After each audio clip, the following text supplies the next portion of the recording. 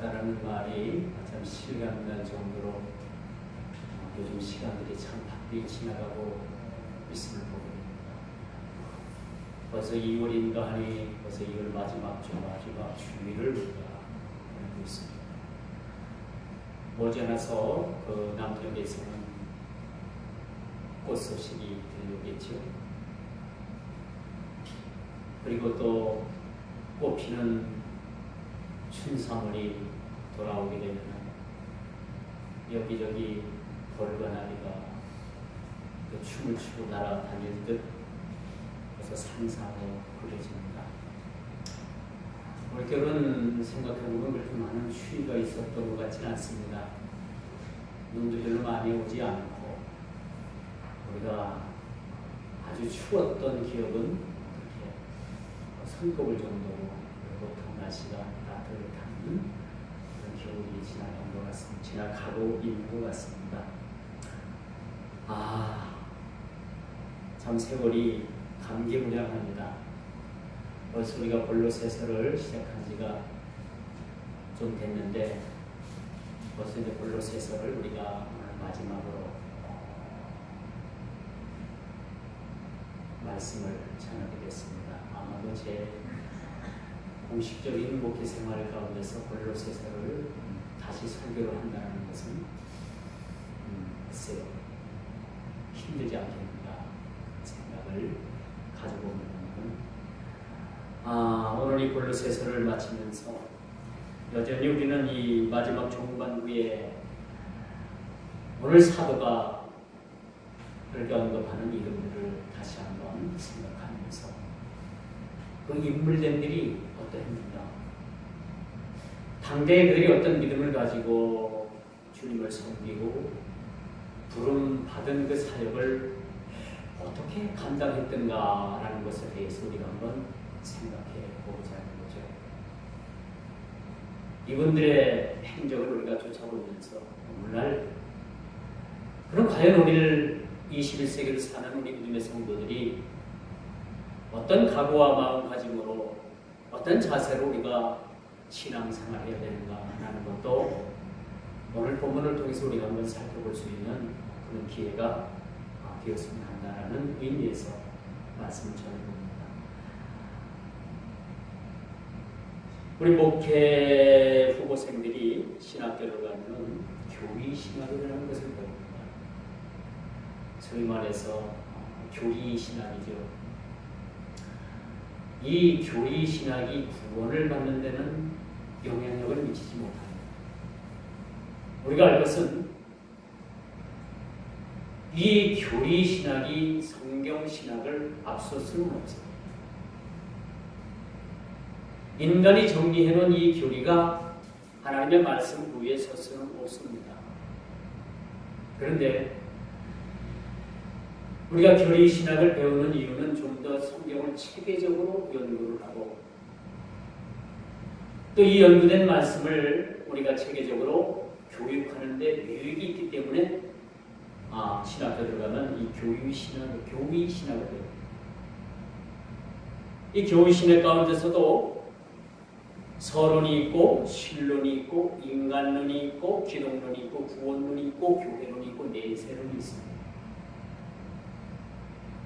서론이 있고 신론이 있고 인간론이 바로 등장을 하죠.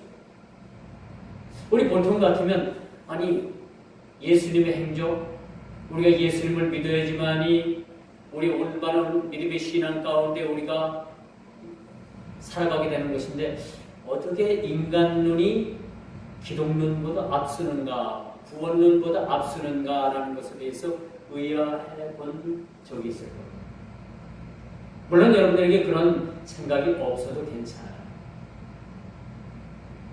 그러나 여러분들이 우리 기독교 교리를 배웠다라면은 한 번쯤은 여러분들이 왜 인간론이 먼저일까라는 생각을 해볼 수가 있겠습니다. 그것은 인간론이 앞선다는 것은 인간의 창조와 타락, 구원에 대한 인간의 가치를 잘 반영해 주고 있다는 겁니다. 우리 인간이 타락 이전에 하나님과 인간의 관계가 가장 먼저 정립이 되어 있다.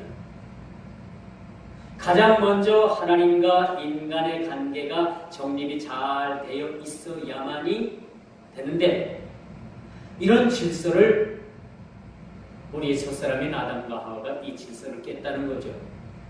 하나님과 인간 관계의 관계를 그들이 범죄함으로 인해 가지고 그 질서를 무참히 파괴한 사실을 우리가 보게 됩니다.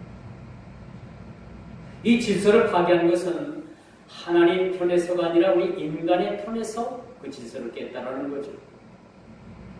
그래서 우리가 교의 신학을 우리가 연구하고 배우면서 가장 먼저 하나님과 서론이 있고 신론이 있고 그 다음에 인간론이 등장을 하는데, 왜 인간론이 그렇게 세 번째 하나님 신론의 다음에서 이 인간론이 등장을 하는가? 이만큼 하나님과 우리 인간 사이에는 매우 중요한 위치를 차지하고 있다라고 말씀드릴 수가 있는 거죠. 우리의 믿음의 신앙이 하나님과의 관계 중심적인 그런 관계가 성립되어 있지 않으면 적어도 여러분들은 크리스찬이라고 말할 수가 없습니다. 예수 믿는다고 말씀해 드릴 수가 없겠죠. 우리의 신앙은 절대적으로 하나님과 우리 인간 사이의 관계를 잘 정립하는 것이 사실은 믿음이요 신앙이요 이것이 하나님과의 관계라고 말씀드릴 수가 있는 거죠.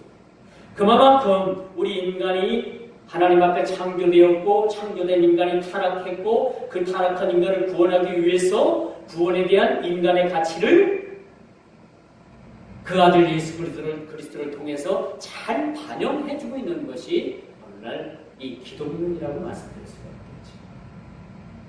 그렇다면 이런 질문이 우리에게 가능합니다. 어떤 질문이 여러분들에게 가능할까요? 인간이 무엇이냐라는 질문입니다. 여러분, 인간이 무엇이라고 생각을 합니까? 여러분 스스로를, 여러분 자신을 누구라고 생각하고 무엇이라고 생각을 합니까? 그저 세상에 가치 없는 존재? 그리고 여러분 자신을 비하를 합니다. 우리는 우리 자신을, 우리 인간됨을 무엇이라고 생각하느냐? 라는 질문의 그 대답은 바로 은혜로 구원받은 백성이라는 사실들을 우리가 자각해야 되는 거죠. 우리는 하나님의 은혜의 백성입니다. 동의하십니까? 하나님의 은혜로 우리가 하나님의 백성된 그런 하나님의 자녀라는 사실이죠. 우리 기독교 진리는요, 은혜 빼놓으면 그 무엇을 가지고도 설명할 수가 없어요. 모든 게 다 하나님의 은혜입니다. 딱 떨어지게 그 은혜를 설명하려면 설명할 수는 없죠. 모든 것이 하나님의 은혜이기 때문에. 우리 인간으로부터 시작된 은혜가 아니라 하나님께서 우리를 통해서 우리를 은혜를 베풀어 주시고, 제가 여러분들에게 자주 말씀을 드립니다만은 우리 기독교 진리의 정수가 뭡니까? 모든 세상 종교는 인간으로부터 절대자를 찾아가는 그러한 과정입니다. 그러나 우리 기독교는 가장 높은 곳에 계신 하나님이 가장 낮은 인간을 찾아오셨다라는 거예요. 이게 오늘날 우리 기독교입니다. 기독교만이 이렇게 이것을 설명할 수 있고요. 기독교만이 이러한 관계의 성립을 가지고 있습니다.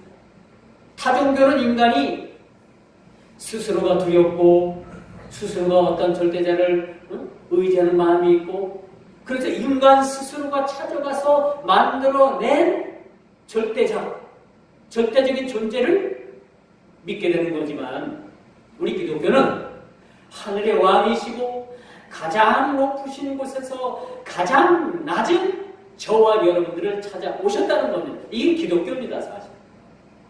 이해가 가십니까? 이해가 가죠? 이게 바로 말로 설명할 수 없는 절대 절명의 하나님과 우리와의, 저와 여러분들의 관계적 모습이라는 사실이죠. 그래서 여러분, 은혜로 구원받은 백성들이라는 우리는 모두가 다 공통 분노를 가지고 있습니다. 은혜 아니면 설명이 안 돼요. 이런 은혜 아니면 설명이 되지 않는 그런 공통적 분노를 우리 모두가 다 가지고 있다라고 말씀드릴 수가 있겠죠. 그러므로 마땅히 하나님과 인간의 관계 중심은 누가 되어야 됩니까? 하나님이 되어야 됩니다. 하나님. 세상 종교는 다 나 중심입니다. 내 중심이에요. 내가 가서 힘있는 그 무엇인가 대상이 아세라가 될 수 있고 바알이 될 수도 있고 절대 권력을 가진 세상 만문 세력이 될 수도 있고 그런 세력 앞에 가서 내가 비는 거예요.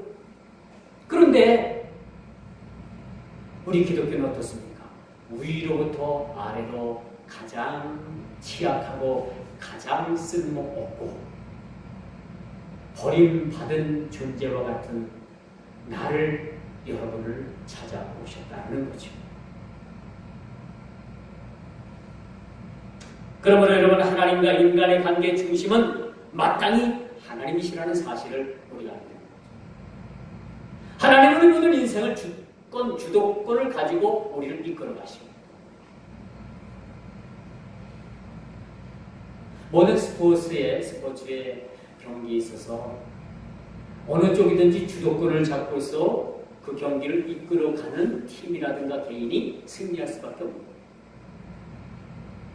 우리 인생도 마찬가지입니다. 우리 인생도 내가 주도권을 가지고 내가 인생을 살아가는 사람은 얼마가 되면서 넘어질 수밖에 없어요. 그러나 우리 인생을 하나님께서 주도권을 가지고 우리를 이끄시는 그 자체는 뭡니까? 승리할 수밖에 없는 승리했습니다. 오늘 본문에 등장하는 누가는 사람의 병을 고치는 의사였습니다. 오늘 14절을 보십시오. 사랑을 받는 의사 누가와 또 대마가 너희에게 문안합니다. 오늘 14절에 등장하는 두 인물이 나오죠. 그 첫째 인물은 누굽니까? 누가라는 그런 의사입니다. 오늘 바울이 어떻게 이 누가에 대해서 어떻게 표현을 하냐면요. 사랑을 받는 의사. 누가라는 이 의사가, 이 사도가 하나님을 사랑하는 자가 아니라 하나님께로부터 사랑을 받는 자예요. 여러분이 하나님을 사랑하면 얼마나 사랑할까요? 하늘을 두루마리 삼고 바다를 먹물 삼아도 한없는 그 하나님의 사랑을 다 기록할 수가 없는 하나님의 무차별적으로 사랑을 받는 의사 누가 의사에 대해서 오늘 바울은 그렇게 누가에 대한 인물에 대한 평가를 내려주고 있습니다. 주님께서는 영혼을 치료하는 의사로 여러분 누가를 쓰기를 원했다는 사실입니다. 누가 하면 여러분 예나 지금이나 이 사회 계층의 엘리트 집단. 의사가 되기 위해서는 여러분들 그 수련의 과정을 얼마나 혹독하게 겪는지 모릅니다. 사람의 생명을 다루는 일이기 때문에 얼마나 그 의사가 그 수련 과정을 거치고 전문의가 되기까지 아주 빡빡한 일정의 공부를 하고 실습을 합니다. 이렇게 의사가 된 누가에 대해서 우리 주님께서는 사람 치료하는 의사보다도 사람의 영혼을 치료하는 그 직분이 더 필요해요. 그러니까 지금부터 사람 고칠 생각하지 말고 영혼 고칠 생각을 해요. 그래서 우리 주님께서는 특별히 의사 누가를 사람 골문대 칼로 째가지고 고름 짜내고 그 염증 생기지 않도록 약을 쓰고 깨내고 그런 의사보다도 사람 사람을 치료하는, 사람의 영혼을 치료하는 의사로 불러주셨다는 사실을 믿으시길 바랍니다. 세상의 의사가 되기 위해서는요, 4년 일반 의과대학을 나오고 3년간 수련의 과정을 거쳐요. 7년. 제가 알기로. 그것도 또 전문의 자격증을 따기 위해서는 1, 2년 더 공부를 해요. 그런데 여러분, 이 목사는 사람의 영혼을 치료하는 직업입니다. 직업이라고 해서 죄송해요. 그런 사역입니다. 영혼을 치료하는 사역자가 육신을 치료하는 사역자만 못하겠습니까? 훨씬 더 혹독하게 훈련받고 혹독하게 말씀 배우고 혹독하게 하나님께 연단받아야 되는 그런 직함을 가지고 있습니다. 그래서 목사가 되기 위해서는요, 신학교 4년을 거치든가 아니면 대학교 4년 일반 대학교 나오든가, 그래서 또 3년간 대학원에 가서 공부해요. 이 공부 마치면은 1년 후에 강도사라는 시험을, 이걸 또 합격을 하면 1년 후에 또 목사 고시를 보릅니다. 그래서 목사가 돼요. 여러분, 한 학기라도 미끄러지지 않고 전코스로 시작을 해서 졸업을 하면 딱 9년 걸려요. 목사가 돼요. 9년 코스. 근데 요즘은 그냥 신학교 입학만 하면 목사 주는 데도 많아요. 그냥 계절로 몇 주간 1년에 방학 기간을 이용해서 몇 달 공부하면 목사 되는 데도 있어요. 근데 저는 그런 건 옳지 않다고 생각을 합니다.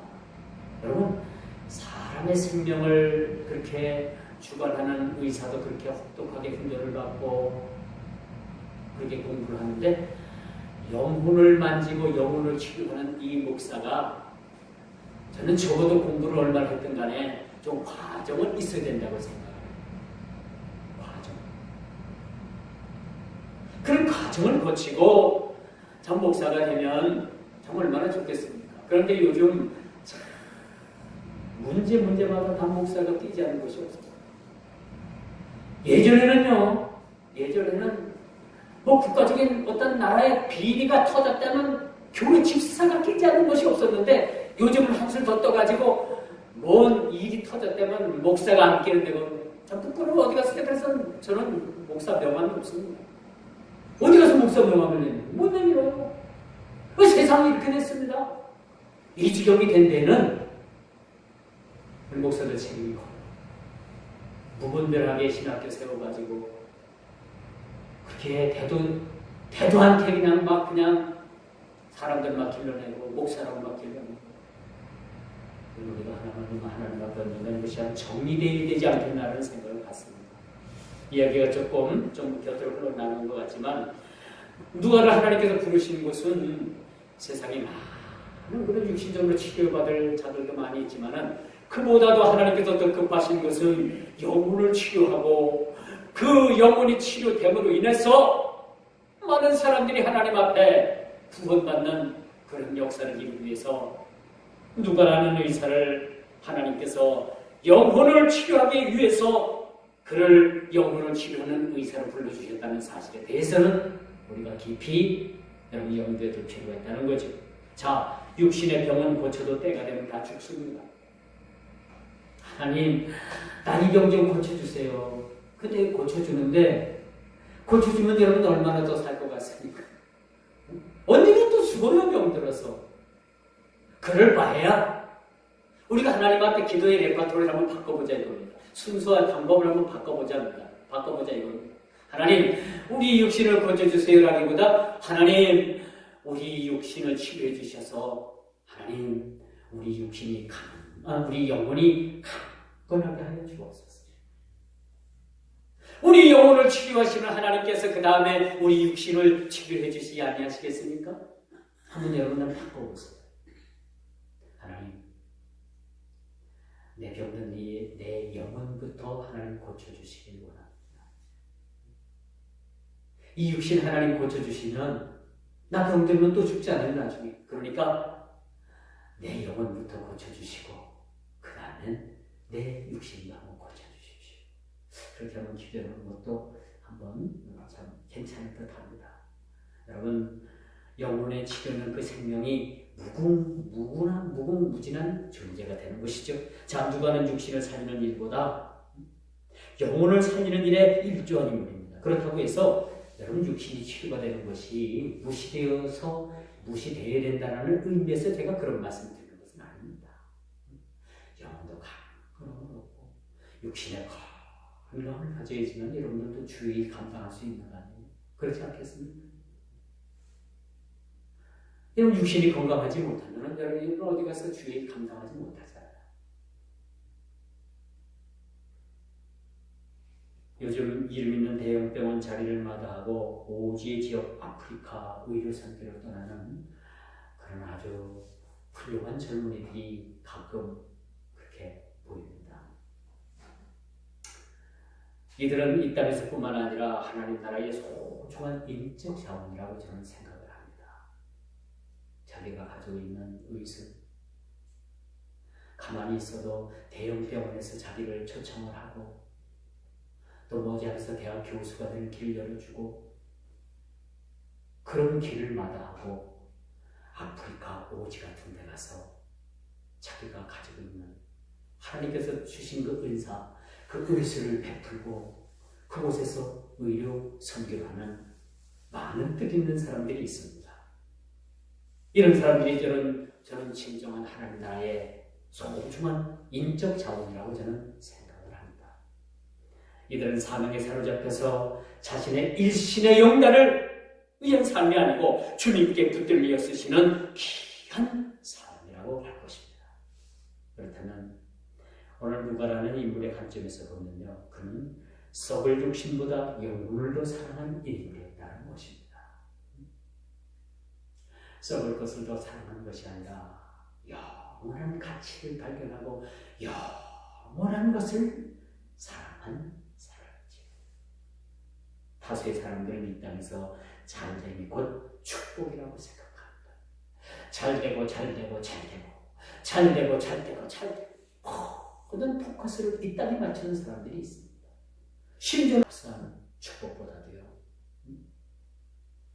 이렇게 값싼 육신적인 삶의 포커스를 맞춘 이 만사형통이 복음의 본질은 아니라는 것이죠. 보다 우리가 하나님 앞에 복음적인 이 본질은 뭐냐? 진정한 인간의 축복은 하나님과의 관계 회복에 있는 거죠.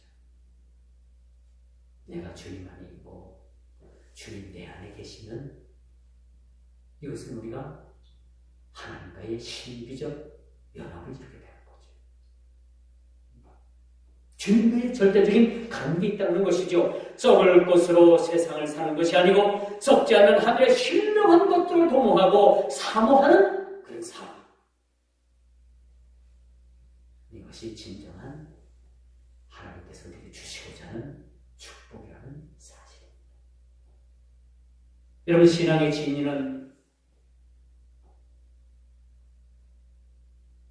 하나님을 우리가 얼마나 더 사랑하느냐, 얼마만큼 우리가 하나님을 사랑하느냐, 이게 여러분 사실 믿음의 척도입니다. 믿음이 뭡니까? 믿음이 뭐예요? 그 십자가 그늘 밑에 나가 그 흘려주시는 보혈로 우리 정체성을 확인하고 나는 누군가? 대체 그 십자가에서 흘려주시는 그 주님의 보혈은 나에게 뭔가? 이걸 깨닫고 우리 신앙을 정립하는 겁니다. 그러므로 우리 신앙의 진리는 하나님을 얼마나 사랑하는가라는 질문으로 가늠할 수가 있습니다. 여러분, 하나님을 얼마나 사랑하십니까? 하나님께서 여러분들을 저와 여러분들을 사랑하는 것만큼 여러분들이 주님을 사랑하십니까? 훨씬 미치지 못하지만 그래도 우리는 하나님을 사랑하는 그러한 존재들이라는 사실, 이게 하나님의 축복이고,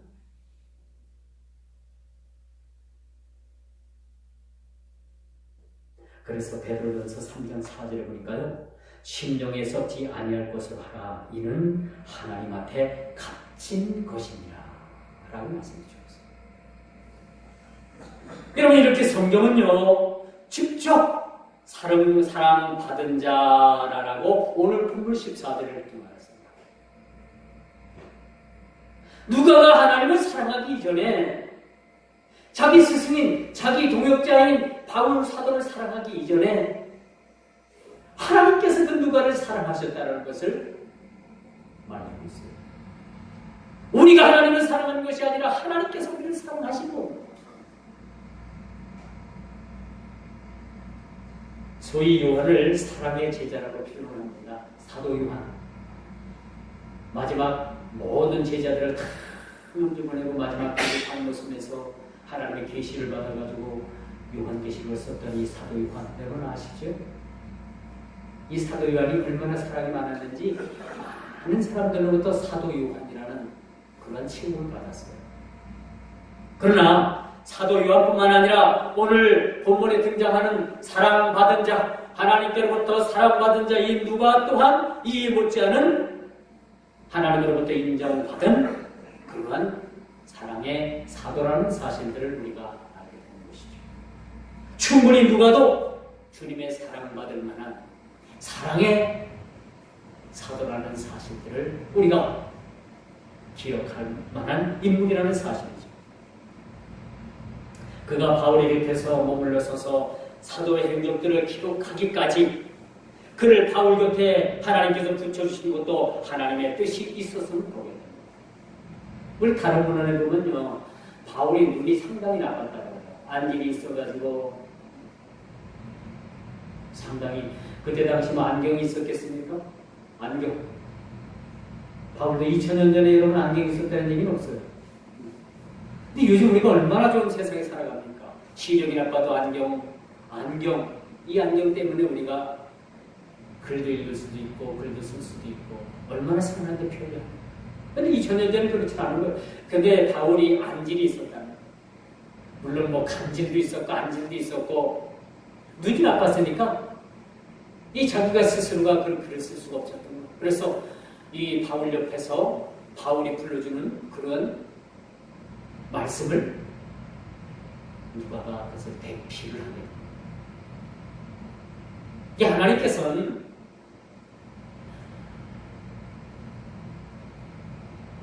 그 홀로 모든 일을 행해 주시지 않습니다. 우리 교회는요, 한 사람이 하는 일이 하나도 없어요. 다 모두가 다 짝을 지어가지고 모든 일을 하게끔 만들어놨습니다. 제가 지난번 금요일날 서울 사랑의 교회를 갔다 왔습니다. 갔는데 교회가 너무 웅장하고 어디가 어딘지 잘 모르겠어요. 어디가 어딘지. 엘리베이터 타는 데가 한두 곳도 아니고 이쪽 건물에서 저쪽 건물로 왔다 갔다 하는 루트가 어딘지도 잘 모르겠고 성전이 어딘지도 모르겠고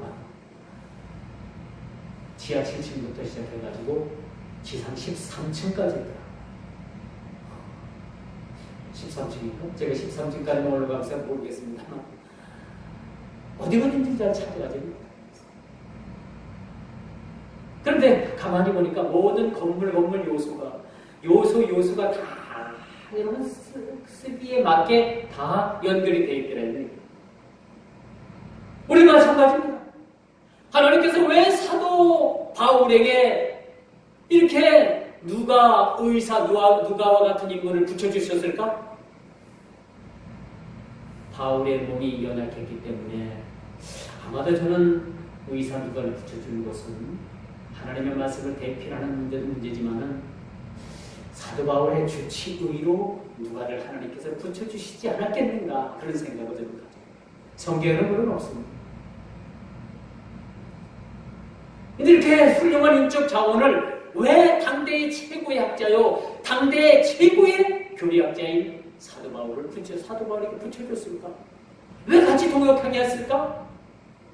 바울의 약점을 가장 취약한 핸디캡을 누가를 통해서 그렇게 보완해 주시지 않았겠는가 그런 생각을 가져보게 됩니다.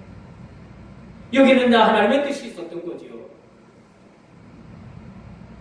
오늘 여러분 하루 사는 삶 가운데서 스쳐가는 지나가는 사람들이 여러분 절대 우연이 아닙니다. 여러분 앞에 스쳐가 지나가는 사람들도 여러분에게는 하나의 전도 대상자가 될 수도 있고 하나님께서 보실 땐 절대 우연이라는 사실. 그래서 성경은요 로마서 8장 28절을 보니까 그 뜻대로 부르심을 입은 자들에게는 모든 것이 합력해서 선을 이루시느니라 라고 이렇게 말씀합니다. 선을 이루기 위해서 하나님께서는 우리 사람을 붙이시고 또 많은 또한 물질적인 것들도 붙이시고 경제력을 붙이시고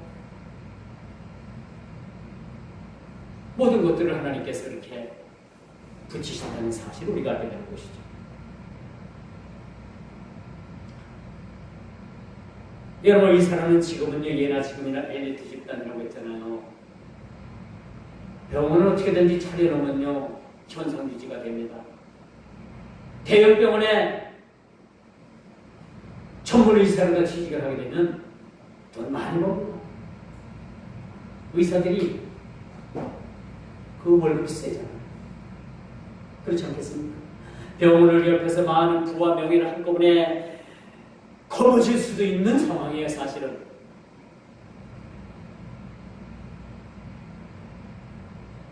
그럼에도 불구하고 그는 오이슬이기 전에 하나님의 귀한 종이었다는 사실을 스스로 자각했다는 사실이죠. 그리고 하나님께서는 세상 육신을 치료하는 의사보다는 영혼을 치료하는 그러한 의사로 누가를 쓰고 있다는 사실에 대해서 얼마나 하나님 앞에 감사합니다. 여러분 지금 여러분들이 가장 잘하는 일을 하고 있습니까? 응? 여러분이 가장 잘하는 일을 지금 하고 있다고 생각을 해요? 그러면 행복합니다. 대학에 입학을 하면 그 입학하는 학생은 자기가 가고 싶은 학과가 있어요. 뭘 전공할까? 근데 자기가 하고 싶은 전공과 상관없이 부모의 강요에 못 이겨서 업대를 가는 친구도 있고 의대를 가는 친구들도 있고 상대를 가는 친구들도 있고 이게 본인의 뜻에 맞지 않게 대학을 가서 공부를 하니까 재미가 있겠어요? 재미없잖아요. 그렇다고 여러분 대학을 졸업할 때 그 자기가 전공한 대로 또 이렇게 풀리는 사람들도 그렇게 많지가 않은 것 같아요. 법학을 공부한 사람이 장사를 하는 사람이 있는가 하면 상대 경영학과를 졸업하고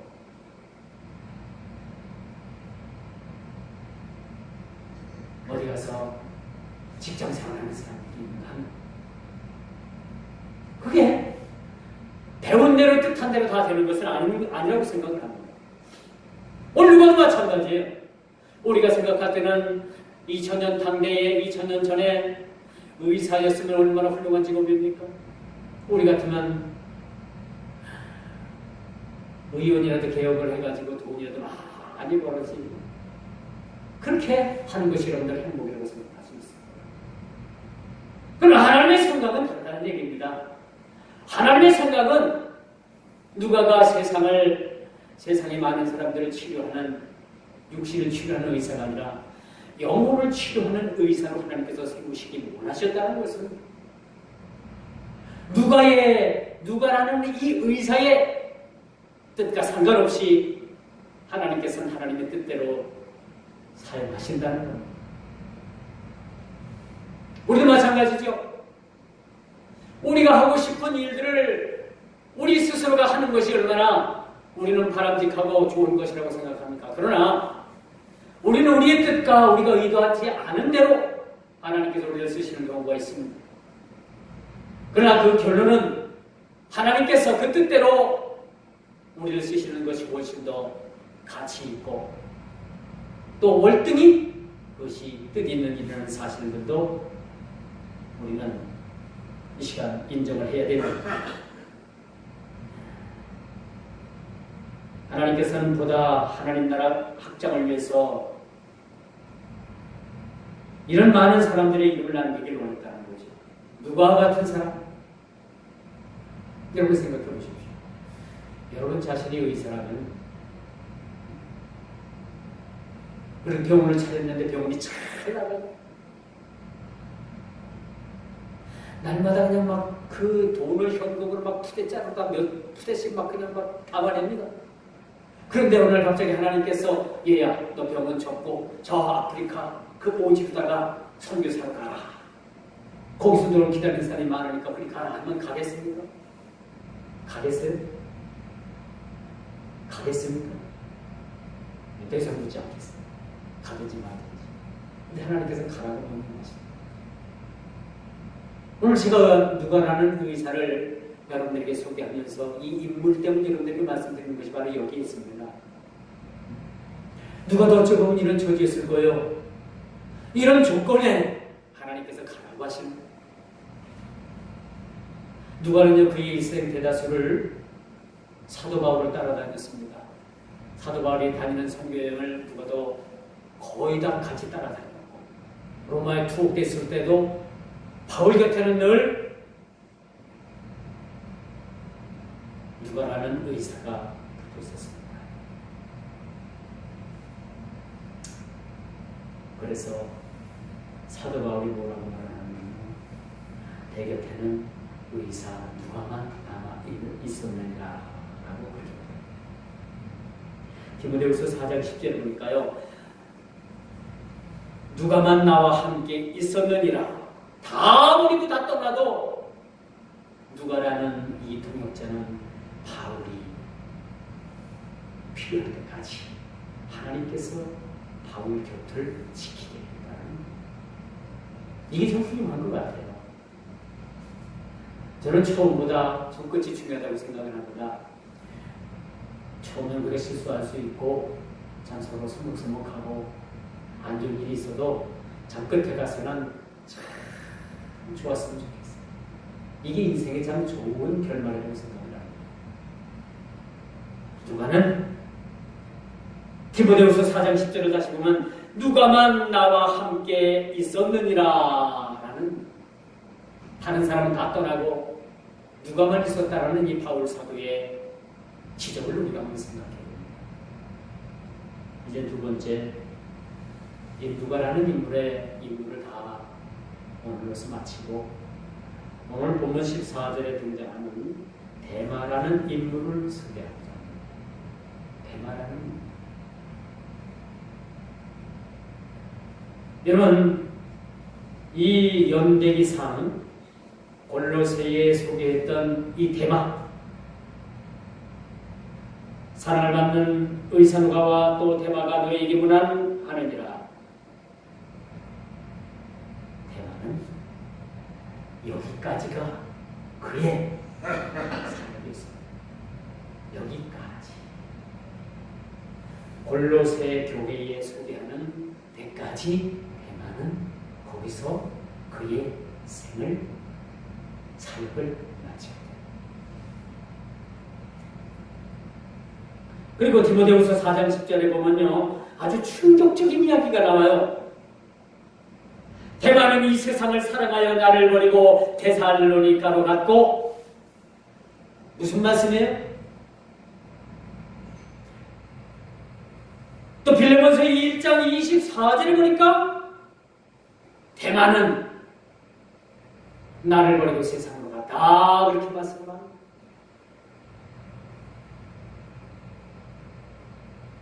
결국은 데마는 신앙의 실패를 우리가 생각하게 하는 인물입니다. 이 세상을 사랑하여 나를 버리고 데살로니가로 갔다고 했습니다. 어디까지 간 것까지 가르쳐주고 있어요. 많은 학자들은 왜 하필이면 데살로니가로 갔냐? 이 학자들의 의견은 분분합니다만 그 데마의 고향이 데살로니가가 아니었겠는가? 모든 것을 버려두고 주의 일을 버려두고 도망치듯이 데살로니가로 그가 도망을 갔습니다.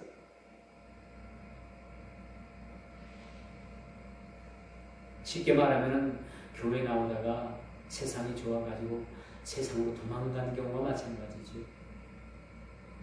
여기 본문에 보면은 디모데후서 4장 10절에 보면 사도 바울이 기도에 대마에 대해서 굉장히 섭한 마음으로 그렇게 기록을 하고 있음을 우리가 보게 됩니다. 안타까움과 섭섭함이 그대로 묻어나 있는 구절이 바로 디모데후서 4장 10절에 대만은 나를 버리고 세상으로 떠나고 누가만 내 곁에 있었느니라. 오늘 이 두 인물에 대해서 우리가 한번 비교해야 합니다. 왜 하나님께서는 이 두 인물을 그렇게 비교하고 계실까? 왜 오늘날 대마와 같은 사람이 있고 오늘날 누가와 같은 사람이 있는데 하나님께서는 이 두 인물을 어떻게 평가하실까?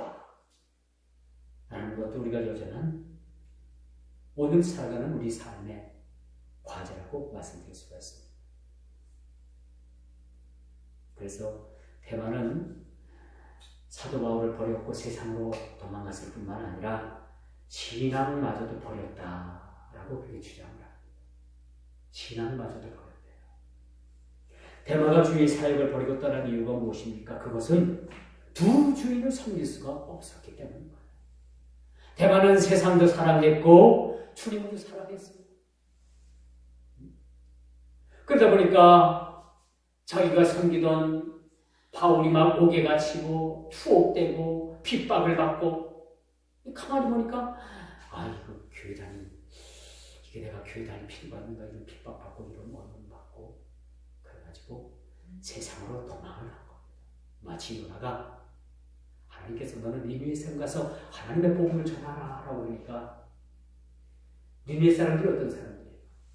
힘만 있으면 이스라엘을 쳐들어와가지고 괴롭히고 재 뺏어가고 농사짓는 재 뺏어가고 가축 재 잡아가고 원수 같은 나라예요. 그런 나라에 하나님께서 니느웨에 가서 복음을 전하라고 하니까 요나가 그럴 생각이 전혀 없었던 거예요. 그럼 욕바로 내려가가지고 다시스로 가지 아니하고 니느웨 성으로 가지 아니하고 다시스로 도망을 가잖아요. 이처럼 여러분 멀쩡히 교회 다니다가도 신앙생활 하다가도 저 세상으로 도망가는 사람들이 얼마나 많은지 몰라요. 전에 저희 교회 새벽기도 나오던 어느 여집사님이 도망을 간 격이죠. 저와 타종교, 이방종교로 도망을 갔어요. 나중에 봤는데 저 이방종교를 다 도망을 갔어요.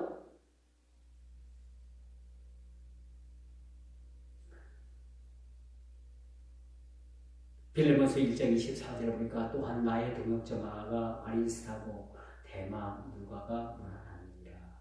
이 빌레몬서에 보면 그래도 그때까지는 아마 대마가 바울 곁에 있었던 것 같아요. 한때 대마를 동역자로 바울은 인정하고 있다는 사실입니다. 아주 오래된 이야기입니다. 저희와 같이 총신을 공부했던 그때까지는 그 전사님이죠. 전사님이 이 총신을 들어가는 데는 한 번에 못 들어가요. 여러 번 시험을 쳐도 자꾸 떨어져요. 그래서 그 교회 당회장인 목사님이 학교장 추천으로 총신을 무시험으로다가 입학을 시켰어요. 1학년을 잘 다녔습니다.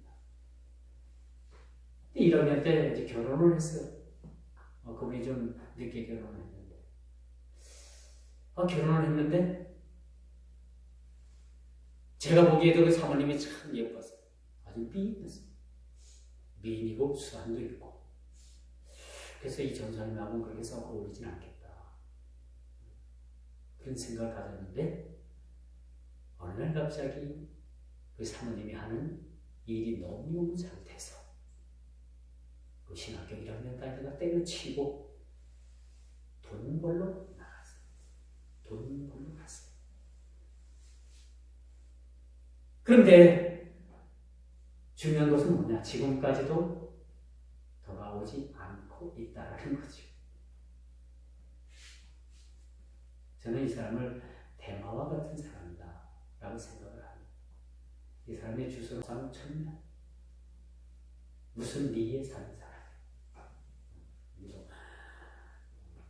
이름도 공개할 수 없고 제 주소는 제가 간략하게 알려드렸습니다. 이랬던 사람인데 아직도 돌아왔다는 소식은 없습니다. 참 꽤 오래된 이야기입니다. 돌아왔다는 이야기는 없습니다.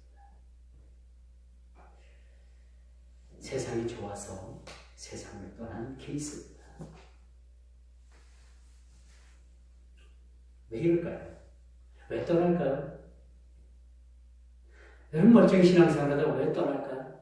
바울이 우리가 졌고 얼마 전까지만 해도 그 사도 바울과 같이 통역을 했었던 그러한 성경에도 이름이 오를 만한 인물이었는데 왜 잘 나가다 그 이름이 그렇게 확 꺾어져 버렸을까요? 왜 그렇다고 생각합니까? 영적으로 눈이 멀면 순식간에 세상이 좋아 보이는 법입니다. 제가 시골에서 목회할 때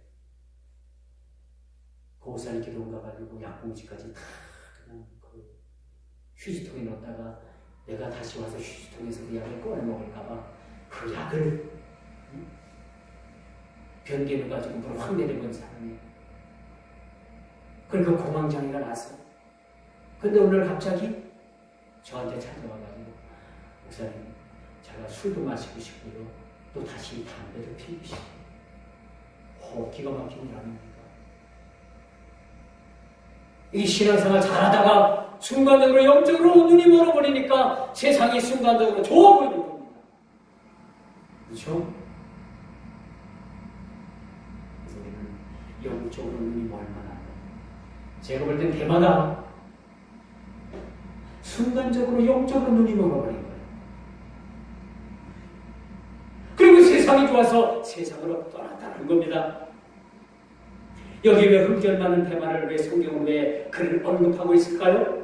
우리도 전에는 다 주님을 배반했던 사람들이에요. 그리고 돌아온 탕자처럼 돌아온 둘째 아들처럼 모두가 다 주님을 배반하고 세상에 나가서 실패하고 돌아왔던 그런 경험들을 대다수가 다 가지고 있다는 사실입니다. 이렇게 영적으로 눈이 멀면 우리 인생은 망할 수밖에 없습니다. 대마가 그 이후 주께로 돌아왔다는 얘기가 없어요. 그렇게 죽었다고 성경학자들은 그렇게 이야기합니다. 우리가 순간적으로 영적으로 눈이 멀게 되면 우리 인생은 끝납니다. 죽습니다. 신앙생활 잘하다가 왜 갑자기 이방 종교로 가서 중환제를 짓습니까? 왜 신앙생활 잘하다가 왜 그리 갑니까? 왜 하필이면 그리 가요? 그 이방 종교, 그 종교 그 사람들과 한번 가보십시오. 다 교회 다녔다는 사람들이에요, 과거에. 응? 교회가 그 사람들에게 뭘 그렇게 잘못했길래 하나님께서 그들에게 뭘 그렇게 섭섭하게 했길래 다 거가 있냔 말이에요. 투혼 받지 못할 그곳에가 있냔 말입니까? 이게 화가 나는 거 아닙니까? 우리 기독교가 어느 종교와 우리가 비교할 수가 있겠습니까? 비교 못하는 거예요. 우리 기독교는요, 타종교와 비교 불허입니다. 비교할 수가 없는 그런 유일한 구원과 진리의 그런 본질을 가지고 있는 우리 기독교라는 사실이죠. 왜 그렇다고 생각합니까? 여러분, 그들은 순간적으로 눈이 머는 거예요. 순간적으로 영적인 눈이 멀어가지고 죽음의 길로 가면서도 도살장으로 끌려가면서도 자기 자신이 죽는 것도 모르고 끌려가는 그런 안타까움을 겪어보는 거죠. 아니, 우리 교회를 떠나서 더 좋은 곳으로 간다면 제가 말씀 안 드립니다. 왜 하필이면 죽을 도살장으로 끌려가냐 말이에요. 눈이 멀어보면 눈이 멀었어요. 제가 안경 벗으면 참 이렇게 글씨 보기에 참 어려워요.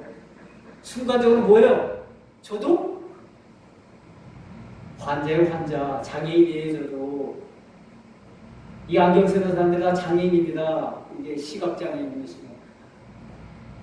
중하진 않지만은 시각장애인입니다.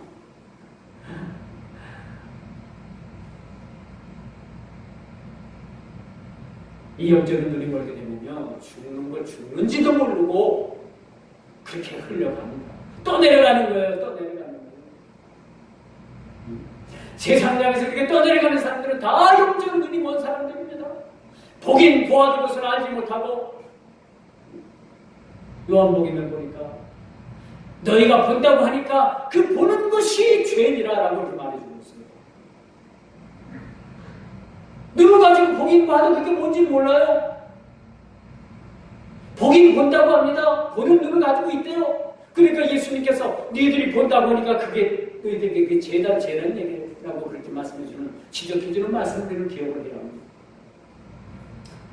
이 시간이 많이 갑니다만 자 말씀의 결론을 내줄게요. 하고 싶은 이야기는 참 많은데 눈을 지그시 감는 분들이 계셔서 너 누가 잡아 당기는 거예요? 눈? 응? 눈두덩이를 누가 잡아 당겨요? 마귀가 자꾸 잡아 당기니까 어서 하세요. 누가는 사도 바울에게 가장 귀한 조사였습니다.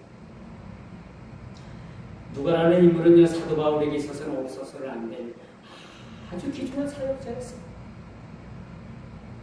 그는 바울과 함께 전도 여행의 대부분을 동반한 자로서 특히 옥중에서 바울 임종 시에까지도, 바울이 죽는 때까지도, 숨을 거는 때까지도 함께 했던 자입니다. 바울이 그 로마 네로에 의해서 목이 딸랑 잘려지는 순간까지도 그것을 지켜봤던 사람이 바로 누가라고 말씀드릴 수가 있습니다. 그러므로 디모데후서 4장 11절에는요, 바울이 그런 얘기를 해요. 누가만 나와 함께 있었느니라. 여기 많고 많은 사람들 중에서 주님과 함께 있을 사람이 과연 누굴까? 성경에도 누가만 나와 함께 있었다고 기록을 하는데, 과연 이 마지막 때 주님과 함께 있을 그러한 우리 성도가 몇 명이나 되겠습니까? 과연 얼마나 되겠습니까? 교회에는 교인이 많고 적음의 문제가 아닌 거예요. 이것은 아무리 많아도 교인 중에서, 성도들 중에서 깨어있지 않고 마지막 때 주님과 함께하지 않는다라면 모두가 다 무용지물 되고 마는 것이죠. 이건 숫자적인 문제가 아닙니다.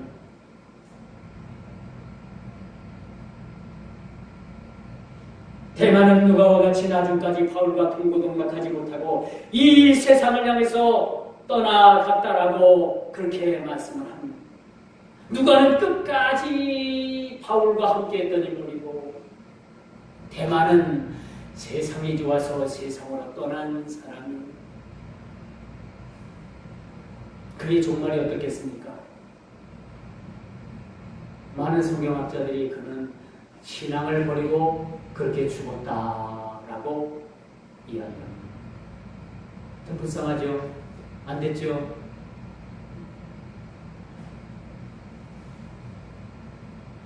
어느 한때는 당대 최고의 학자인 바울을 도와서 동역했던 사람입니다.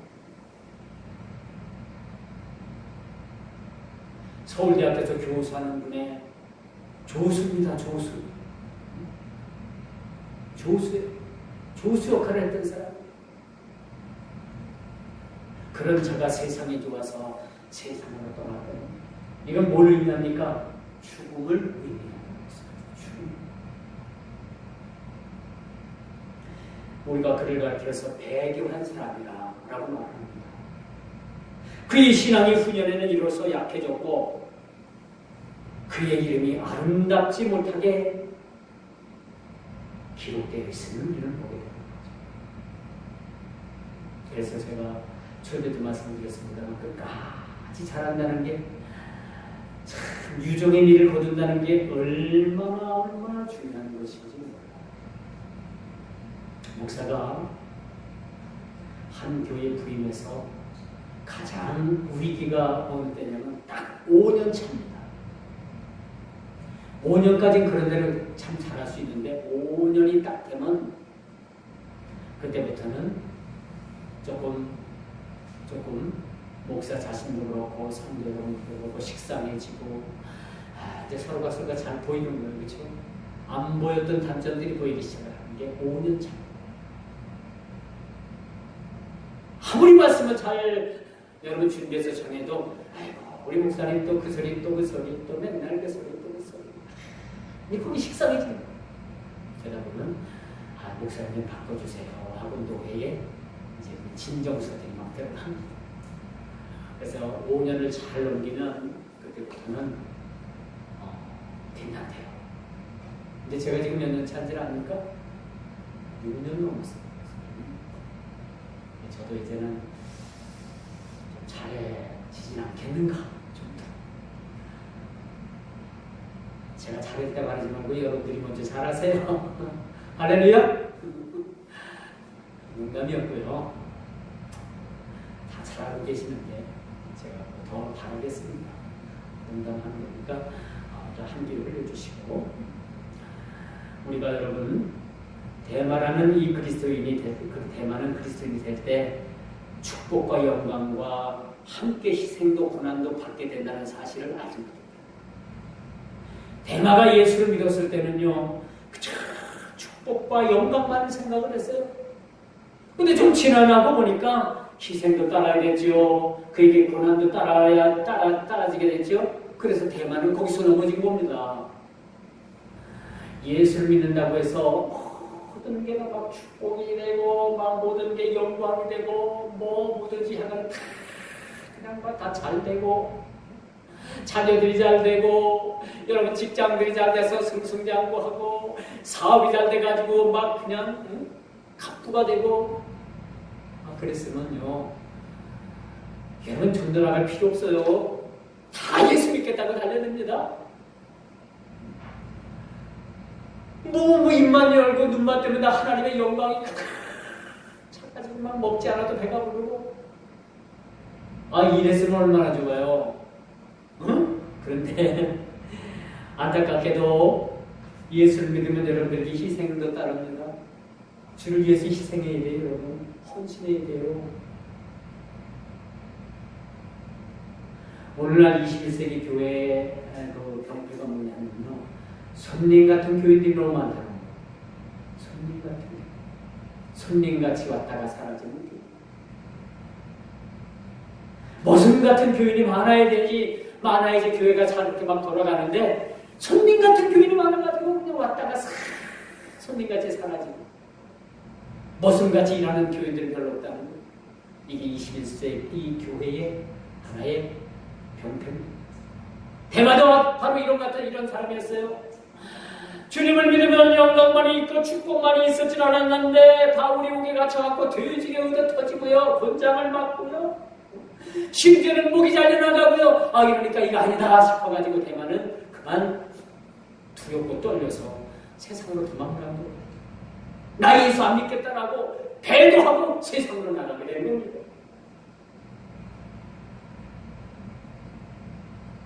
그 고난을 회피하고자 결국 바울을 떠나 고난 속에서 바울을 버려두고 자신은 세상이 아니를 찾아 떠나는 어리석음을 범하고 말았다는 거죠. 이는 우리 성도들이 주와 함께 영광을 누리기 위해서는 고난도 함께 받아야 된다는 사실을 로마서 8장 17절은 그렇게 말해주고 있습니다. 우리가 주와 함께 영광을 누리기 위해서는 고난도 함께 받아야 된다는 말씀을 오늘날 우리들에게 말씀해 주고 있다는 거예요.